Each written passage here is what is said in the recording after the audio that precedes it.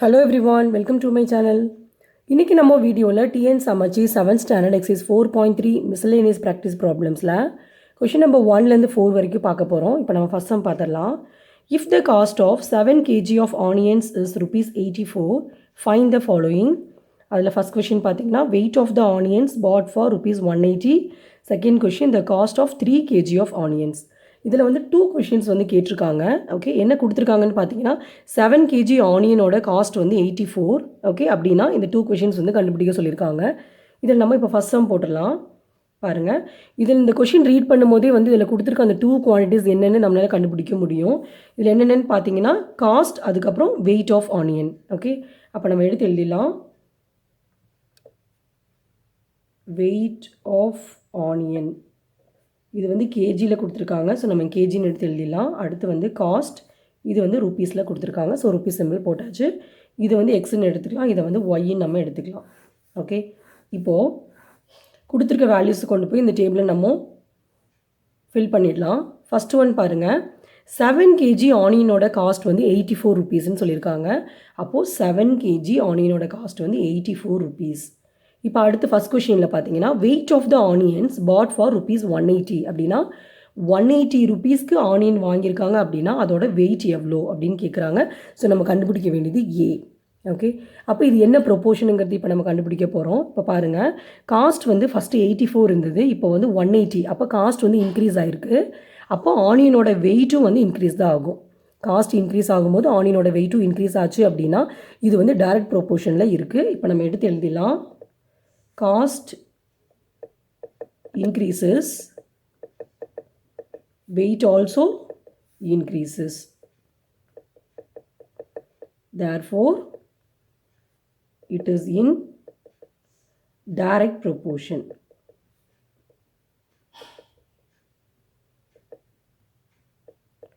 இப்போ direct proportion formula எடுத்து எழுதிடலாம். x1 by y1 equal to x2 by y2. இதில் வந்து இது வந்து x1, இது x2, இது y1, இது y2.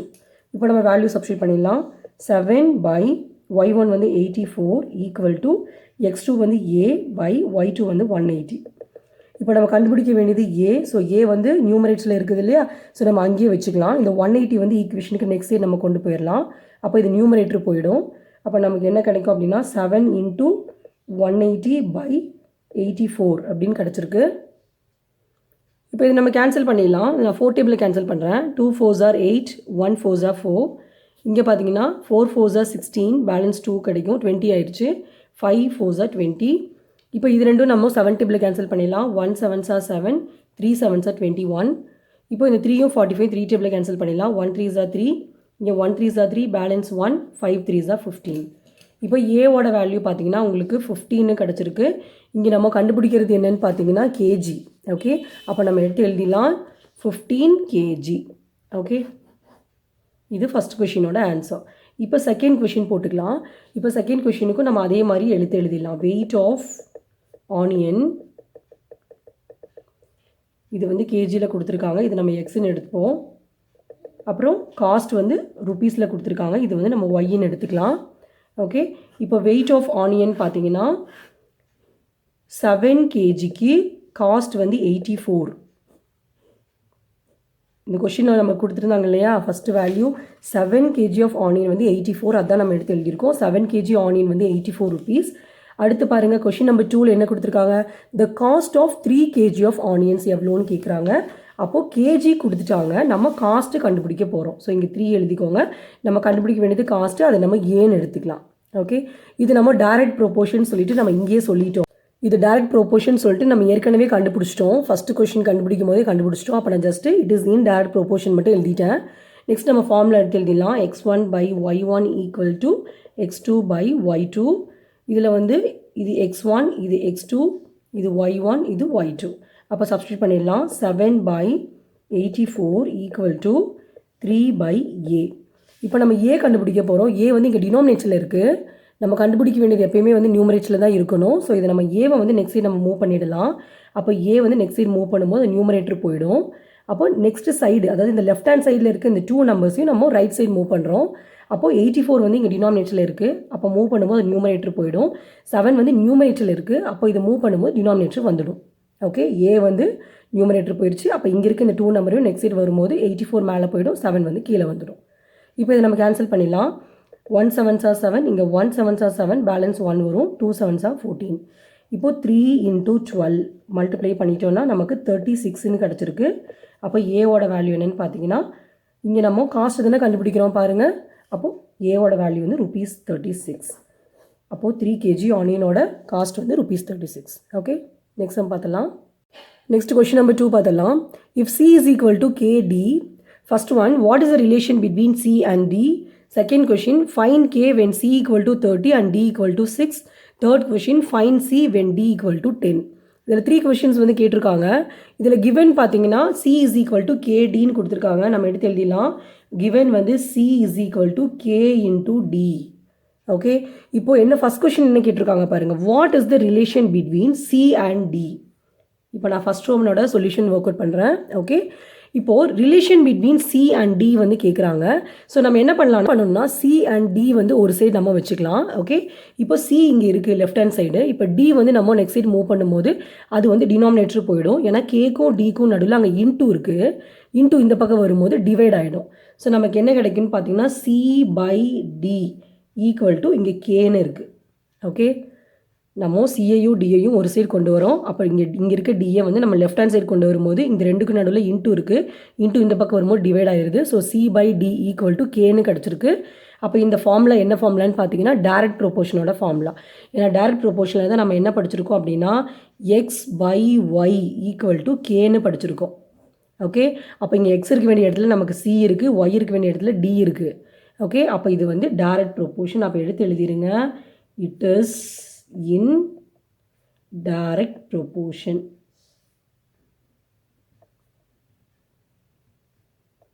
ஓகே, அப்போ பாருங்கள் relation between C and D எடுத்து எழுதிட்டோமா. இப்போ அடுத்து நம்ம செகண்ட் கொஷின் பார்க்கலாம். செகண்ட் கொஷினில் கிவன் பாருங்கள் என்னெல்லாம் கொடுத்துருக்காங்கன்னு.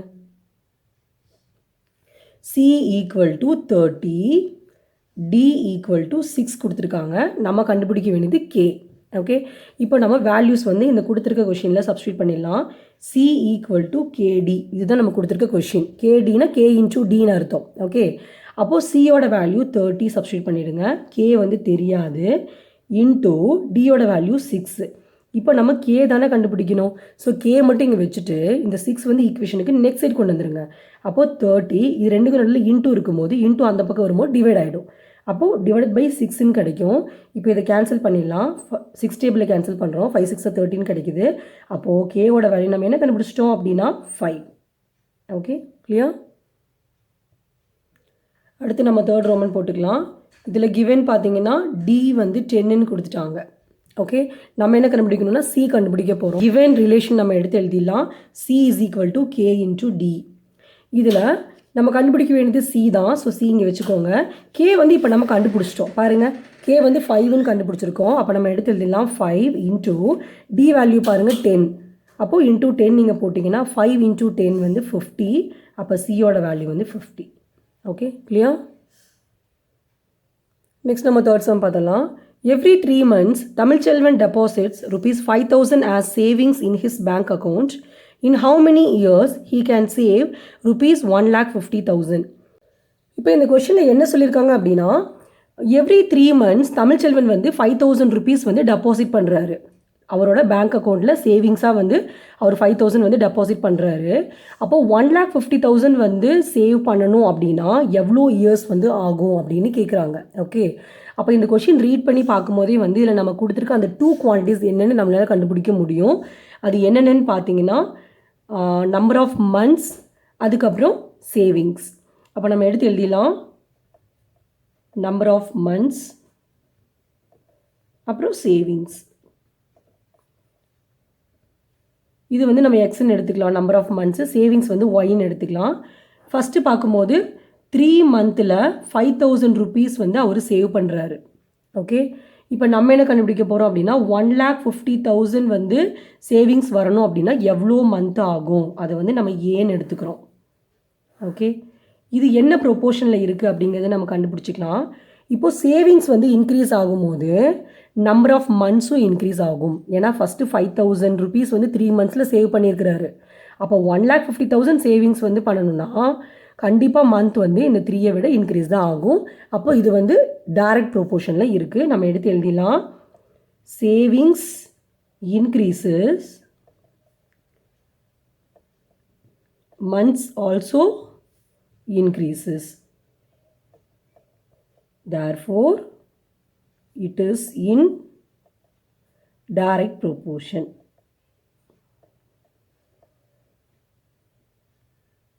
Okay.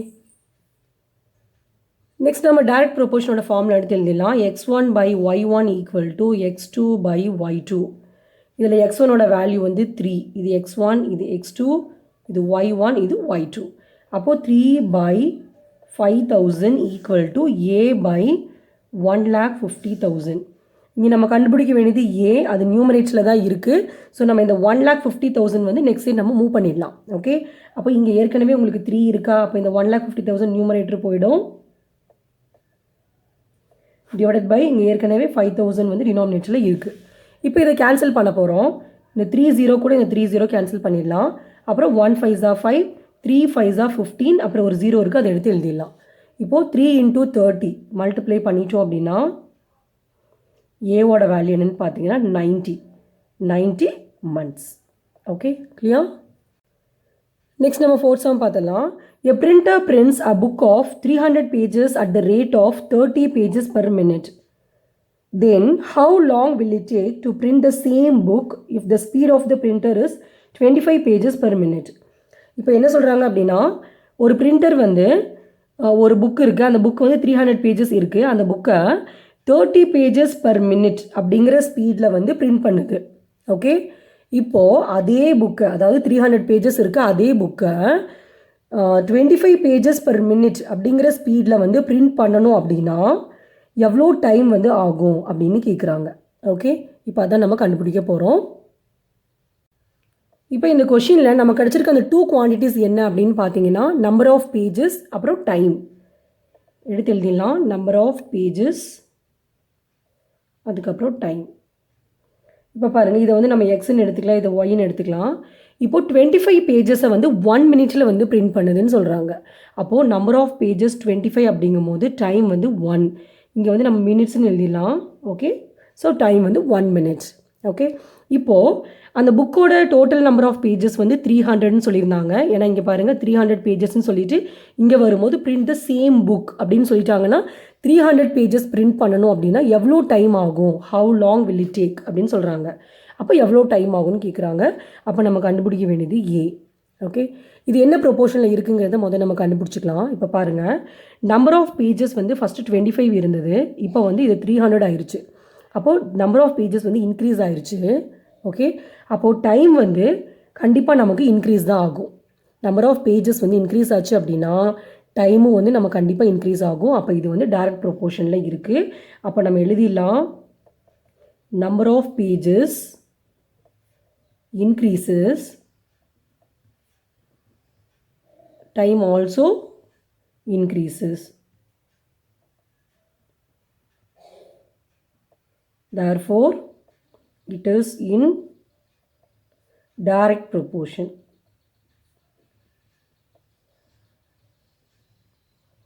அப்போ direct proportion ஓட ஃபார்முலா எடுத்து எழுதிடலாம். x1 by y1 equal to x2 by y2. இது வந்து x1, x2, y1, y2. இப்போ நம்ம சப்ஸ்டியூட் பண்ணிடலாம். x1 ஓட வேல்யூ வந்து 25 by y1 வந்து 1, x2 300 by y2 வந்து a. இப்போ நம்ம a தான் கண்டுபிடிக்க போகிறோம். a வந்து இங்கே டினாமினேட்டரில் இருக்குது. அப்போ அது நெக்ஸ்ட் சைட் மூவ் பண்ணும்போது நியூமரேட்டர் போயிடும். ஓகே, அப்போ இங்கே இருக்க 25 வந்து நம்ம நெக்ஸ்ட் சைட் கொண்டு வந்துடலாம்.